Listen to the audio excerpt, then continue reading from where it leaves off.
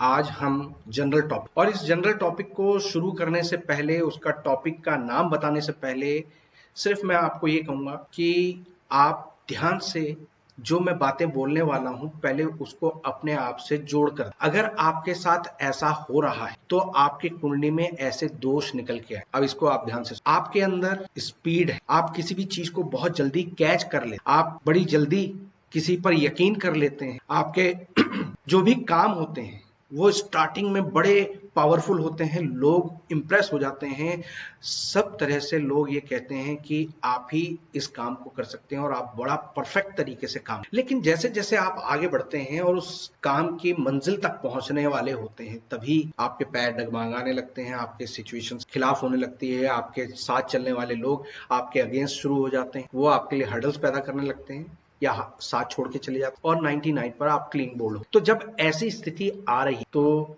ये किस योग के कारण आप अगर ऐसा भुगत रहे हैं तो आप कमेंट बॉक्स में लिख सकते हैं। सबसे पहले डाइजेशन खराब होगा, आपका रूटीन जो होगा वो खराब हो जाए। आप जितनी भी कोशिश करेंगे अपनी चीजों को मेंटेन करने की, 4 दिन बहुत अच्छे से मेंटेन कर पाएंगे, लेकिन फिर उसको इम्प्लीमेंट में रूटीन में यूज नहीं कर पाएंगे। आपके जो कैचिंग पावर है अच्छी है, आपके आइडियाज अच्छे हैं, आपको लोग अप्रिशिएट कर रहे हैं, आपकी पहचान है और आपको आपके बिना लोगों का काम नहीं चल, लेकिन जब उसका पे आउट करने की बात आती तो लोग अपने पैरों को पीछा खींच लेते हैं। बॉस आपको दूध में मक्खी वाला हिसाब किताब कर देते। अपने स्कूल में, अपने प्रोफेशन में, अपने फैमिली में आपने सब कुछ तैयार कर दिया, लेकिन जब क्रेडिट लेने वाली बात आ गई तो कोई और अचानक लास्ट मोमेंट पे हीरो बन के आया और वो क्रेडिट ले गया, आप पीछे डायरेक्टर की तरह रह गए। यानी आप एक किंग मेकर तो बन गए, किंग कभी नहीं बन पाए, आप पर्दे के आगे हीरो की तरह कभी पेश नहीं हो पाए।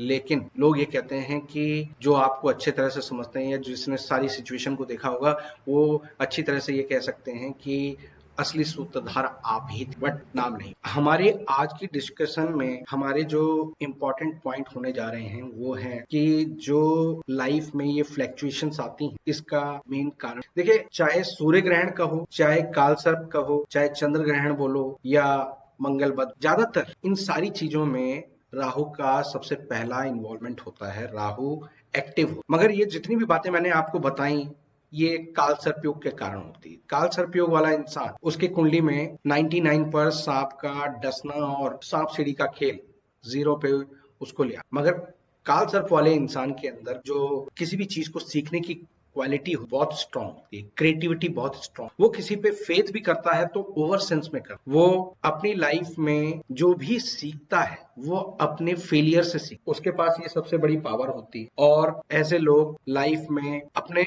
गुणों के कारण तो जानते हैं, मगर उनकी सबसे बड़ी जो कमी होती है वो ये होती है कि जिस स्पीड से वो किसी चीज को सीखते हैं, आगे बढ़ते हैं, उसी स्पीड, क्योंकि स्पीड उनकी कमी है, स्पीड ही उनकी स्ट्रेंथ, तो स्पीड को अगर वो मेंटेन नहीं कर पाएंगे तो स्पीड से फिर वो नीचे भी आए। ओवरनेस उनके जीवन में हमेशा जुड़ी रहती है, ओवर फेथ करना, ओवर रिएक्ट करना, ओवर इमोशन रखना, ओवर कंजूसी कर देना, ओवर खर्चा, हर चीज में ओवरनेस आती है। और उस ओवरनेस के कारण वो अपनी लाइफ में जो अचीव कर सकते हैं, जो डिजर्विंग हैं, उन चीजों को वो नहीं हैंडल। अब इसका एक बिंदु आता है कि काल सर्प के हम बहुत सारे उपाय करते हैं, नासिक जाते हैं, उज्जैन जाते हैं, हरिद्वार जाते हैं, या चांदी के नाग नागिन जल प्रवाह करवाते हैं, या तांबे के नाग नागिन जल प्रवाह करवाते हैं, रुद्राभिषेक करवा, तो क्या इनसे शांत हो? देखिए, जिस प्रकार से हम अपनी लाइफ में किसी चीज के, किसी बीमारी के उभर जाने के बाद उसका मेडिकल ट्रीटमेंट लेते हैं,